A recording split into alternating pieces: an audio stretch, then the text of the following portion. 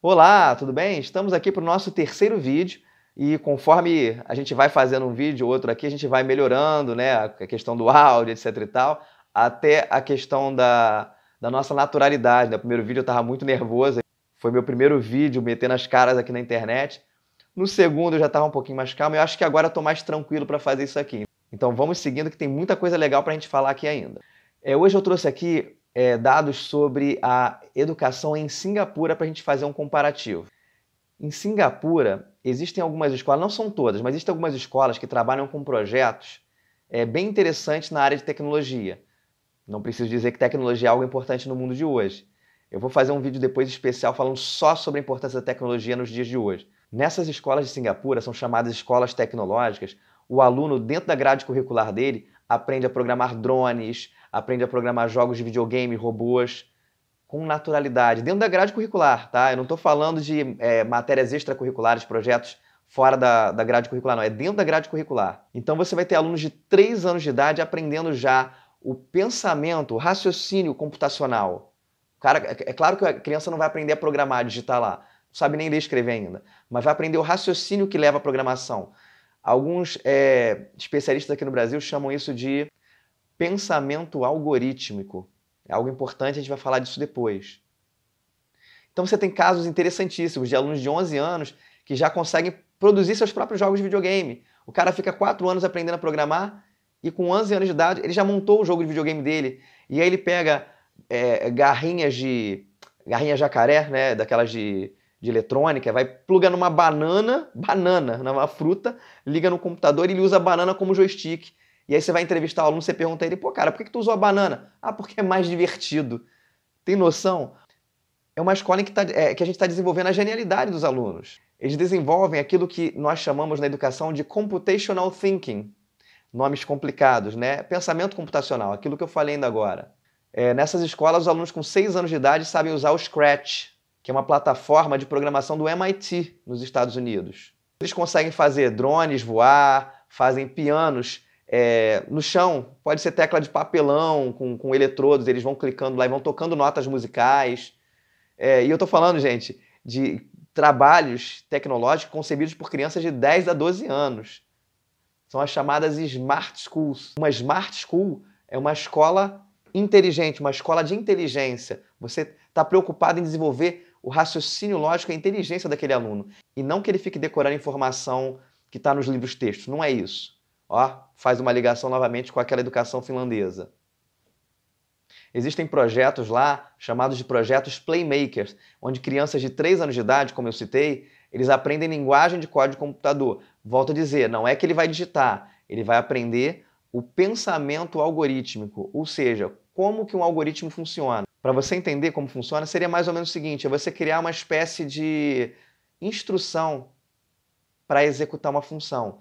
É como se eu falasse o seguinte, olha, você tem que pegar aquela maçã que está no fundo da sala de aula.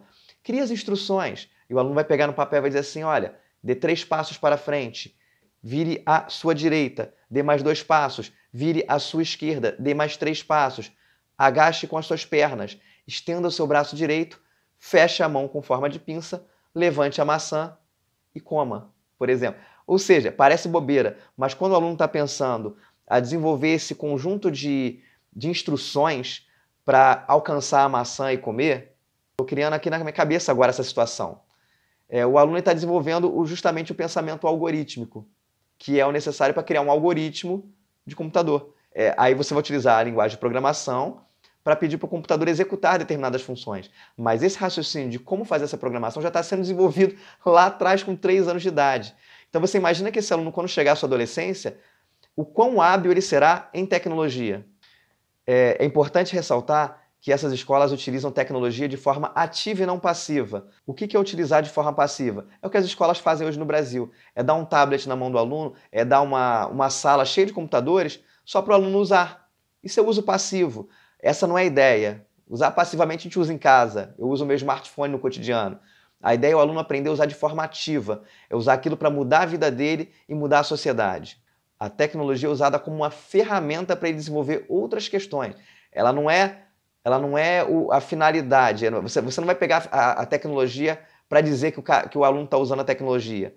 Tem muita escola aqui no Brasil que faz isso. que coloca muita tecnologia e diz assim, olha, nossa escola tem isso, tem aquilo outro. Não é esse o propósito. É melhor que a escola nem tenha tecnologia, mas que desenvolva o raciocínio necessário ao uso da tecnologia, percebe?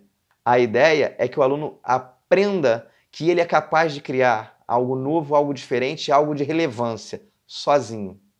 Então é uma escola que vai trabalhar também com circuitos elétricos, a parte de eletrônica, vai montar lá, o aluno vai soldar, vai fazer a lâmpadazinha acender ali, que já é um pensamento também que será utilizada, por exemplo, para desenvolver o raciocínio da robótica. Outro projeto interessante que eu vou citar aqui são os Fab Labs. Seria uma fábrica de criatividade, né? É você ensinar o aluno a criar. Essas Fab Labs tem no mundo todo. O conceito surgiu há uns 10 anos atrás, mais ou menos, no MIT, e aqui no Brasil está chegando nesses últimos 2 anos também. Então, nessas Fab Labs, você ensina o aluno a fazer escultura com impressora 3D, você tem espaços colaborativos, né? O que é um espaço colaborativo? Não é aquele formato de sala de aula padrão, todo mundo enfileirado um atrás do outro. São espaços aconchegantes, mesas normalmente redondas, onde os alunos vão interagir, onde eles vão compartilhar ideias. Olha só, troca de ideias é importante. São espaços onde tem o desenvolvimento da cultura maker, que eu já citei no vídeo passado.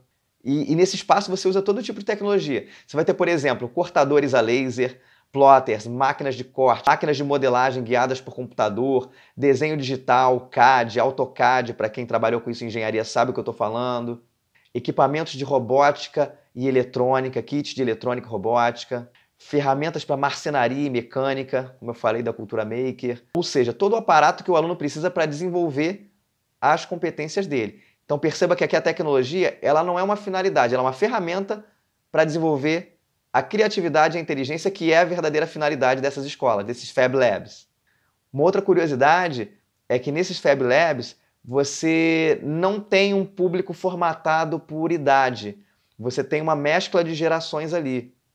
Então você vai ter gente já mais de idade trabalhando com gente nova. E o legal disso, dessa troca, desse compartilhamento, é que você tem, por exemplo, um cara de uma geração anterior que ele é muito mais paciente para fazer um projeto do que um jovem hoje que é muito afoito, muito ansioso. E já os mais novos são aquela galera mais intuitiva, mais acelerada, que vai passar isso também para o mais velho. Então esse trabalho em conjunto é fundamental. Eu tenho um trabalho que eu fiz sobre essa questão das gerações, eu vou trazer para cá para o canal também, para vocês entenderem melhor como que essas gerações elas se modificam ao longo do tempo. Por que a minha geração é tão diferente da geração atual? Por que a próxima geração vai ser diferente? Vocês vão entender isso depois também. Vou trazer isso para cá também. Porque essa troca entre gerações é muito produtiva. Dizem que ajuda a desenvolver persistência para reavaliar processos, identificar erros e reaprender. Isso tudo vem desse trabalho em conjunto de gerações diferentes. É curioso que nesses projetos a participação feminina chega a 46%. Nessas Fab Labs, o professor ele não é dono do conhecimento, então ele não sabe de tudo e ele mostra isso, ele deixa claro que ele não sabe de tudo. E a resposta, muitas vezes, de uma pergunta, de uma dúvida, está no próprio colega do lado. Então, são lugares em que você vai trabalhar em conjunto, você vai pesquisar em conjunto. Aí eu peguei uma citação aqui interessante, que diz assim, ó, o maker é uma pessoa que, independentemente de título, torna-se um expert naquele tema que ele quer compartilhar o que aprendeu. A autora é Heloísa Neves, uma fundadora do WeFab aqui no Brasil. Nesse sentido, a formação do cara é o que menos importa. O importante é que ele entenda aquilo que ele quer estudar, aquilo que ele quer desenvolver, entender, compartilhar. Essas Fab Labs nos Estados Unidos, na Holanda e na França, por exemplo, elas são inovadoras também na área social, porque essa questão do espaço multicultural, colaborativo, ele é um espaço muito acolhedor. Finalizando, é uma educação feita por projetos e naqueles modos do faça você mesmo, o do it yourself, que eles chamam, né? Isso leva à autonomia do indivíduo e o principal, ao autodidatismo, que hoje em dia é tão importante. No mundo onde o conhecimento é produzido de uma forma aceleradíssima, nós vamos falar sobre isso também, né? Eu fico citando aqui tudo que a gente vai falar, é muita coisa. Ser autodidata é muito importante. E aí vou pegar mais uma última reportagem aqui para comparar. Você pode ficar pensando assim, poxa, mas você está trazendo só exemplos de escolas de elite, escolas de ponta, de países de primeiro mundo. Pô, é difícil aplicar isso no Brasil. Mas é possível fazer também em escolas menores. Aqui no Brasil, por exemplo, tem uma escola que fica em Águas de São Pedro, uma cidade de São Paulo, peguei numa reportagem aqui, que é uma cidade com 3 mil habitantes que conquistou o maior índice de IDH do Brasil no ano de 2016. E como que eles fizeram isso? Com uma reforma na educação. Então é aquela escola pública com aquela aparência precária que você conhece, igual daqui do Rio de Janeiro ou de qualquer outro estado no Brasil. Só que é uma escola que usa a tecnologia de forma criativa, de forma ativa, é uma escola que apostou na interdisciplinaridade, como eu citei anteriormente. É uma escola que usa, por exemplo, o Khan Academy, para quem não conhece, é uma plataforma de vídeos e gamificação. Depois a gente comenta sobre isso, é bem interessante.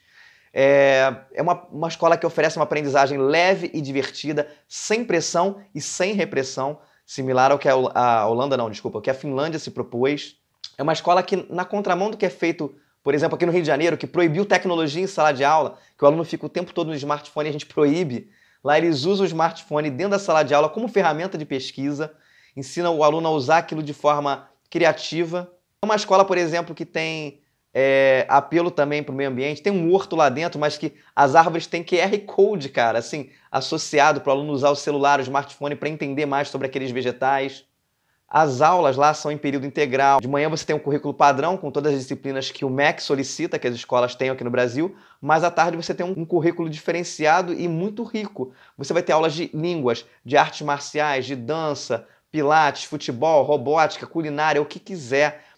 O que for necessário para desenvolver as competências e habilidades desse aluno e tornar ele aquele cidadão que a gente falou no vídeo anterior.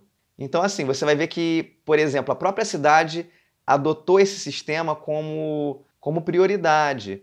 Então, você vai ter uma cidade, por exemplo, que até ônibus circular gratuito eles oferecem para que esses alunos consigam chegar à escola. É uma cidade em que, se o aluno falta, representantes dessa instituição vão na casa do aluno buscar o aluno, saber por que o aluno faltou. Ou seja, eu sei que parece um exagero, alguns vão dizer que é paternalismo demais, mas assim, isso mostra uma preocupação com aquele aluno, que aquele aluno tem que estar na escola e ele tem que estar aprendendo, ele tem que estar se desenvolvendo.